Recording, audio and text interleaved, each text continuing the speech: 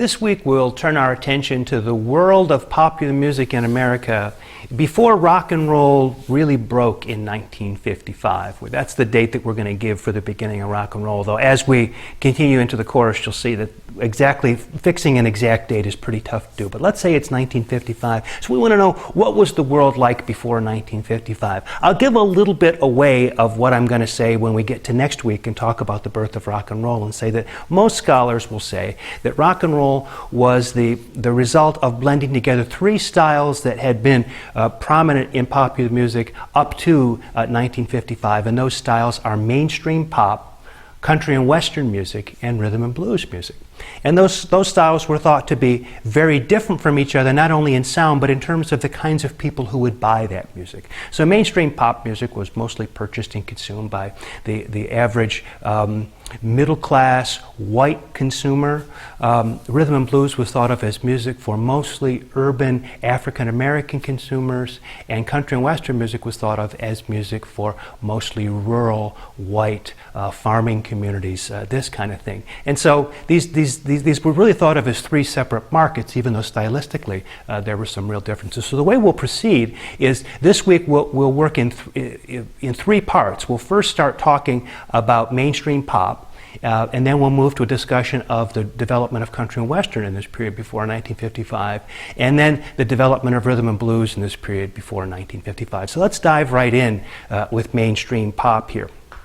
One of the first things we have to understand about popular music before rock and roll is the song is the primary thing, not any particular performance of it.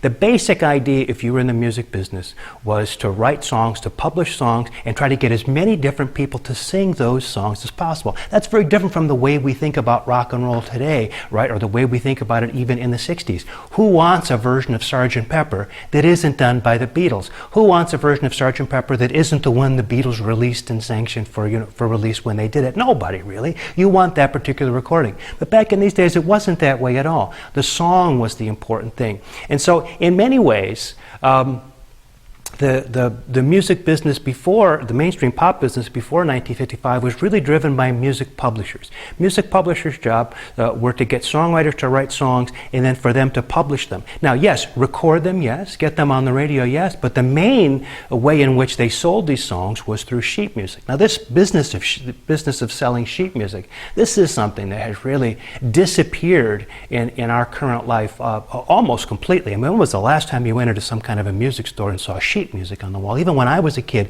in the 70s, you could still buy tons of sheet music, but not so much anymore. Maybe you go into Guitar Center, you see all the guitar instruction books on the wall in one corner of the store, but other than that, sheet music is really sort of way out of our picture. It certainly is not the booming business it was, but in the first half of the 20th century, last half of the 19th century, it was the primary thing that people were interested in selling if you were a publisher. And so the idea with sheet music would be that you would buy this sheet music so that you could play it at home. And back in those days, a lot of people had pianos in their living room. It was like, having a stereo or a big screen TV is today. And there were people who in the family who could play the piano, often multiple members of the family. And so you would go up to the local Five and Dime and you would pick out the song that you wanted to buy that week, or maybe a couple of songs. They sold so much sheet music that these stores actually had a piano and a resident pianist right there in the store to play the music for you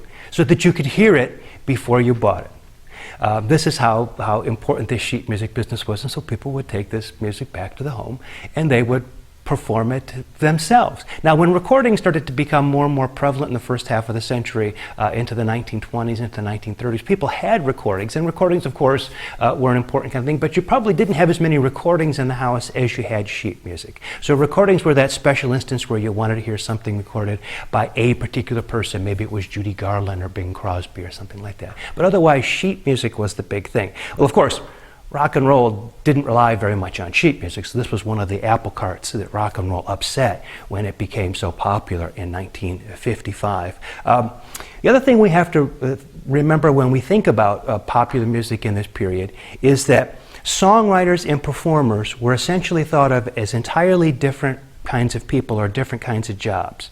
A songwriter was somebody who wrote a song and that was wrote songs, and that's what they did. They didn't particularly perform them. They didn't even have to have great piano skills or great singing voices, but they had to be able to write these songs, and they would churn out song after song after song, sometimes in a formulaic kind of way, but also sometimes in extremely interesting ways. If you know the songs of George and Ira Gershwin, for example, Cole Porter, a lot of these classic songwriters from the American Songbook wrote fantastic and very, very clever and interesting and sophisticated kinds of songs. But that was their job. There's no recording, not that I'm aware of anyway, of Cole Porter sings the music of Cole Porter. It was really not expected that a songwriter should be able to do that. That took, singing the songs that is, took a performer to be able to do. And what performers did is they made their mark by having their own personal style. A performer was a song stylist. So the way it would work is that a song would become popular in the culture. People would hear the song various kinds of ways. We'll talk about that in just a minute. And then these performers would try to put their own special mark on it. So you might hear a song, let's think from a little bit later period, something like My Way or New York, New York. That's a great song. I wonder what it'd sound like if I heard Frank Sinatra sing that song. I wonder what it would sound like if I heard Elvis Presley sing that song. I wonder what it'd sound like if I heard Liza Minnelli sing that song. So the idea was there was a song was one entity, and the performance of it was another entity, and these people specialized. This is something that we see change in the history of rock music, where the model starts to be from about the mid-60s, that the people who write the songs are the same people who perform the songs. So the idea of a cover version, say, in this period before 1955, it almost doesn't apply, because everybody's doing versions of everybody else's songs. So this gives us a little bit of an idea of how the music business was structured in this period before 1955. And the most important thing for you to take away from this is the song's the thing, not particular performances of it. So now, in the next video, we need to move on to the idea of, once we know these songs are the important sort of basic unit of trade, how do these songs reach people who are interested in hearing popular music? How do they get to the songs? How do they get to know about them? That's what we'll deal with next.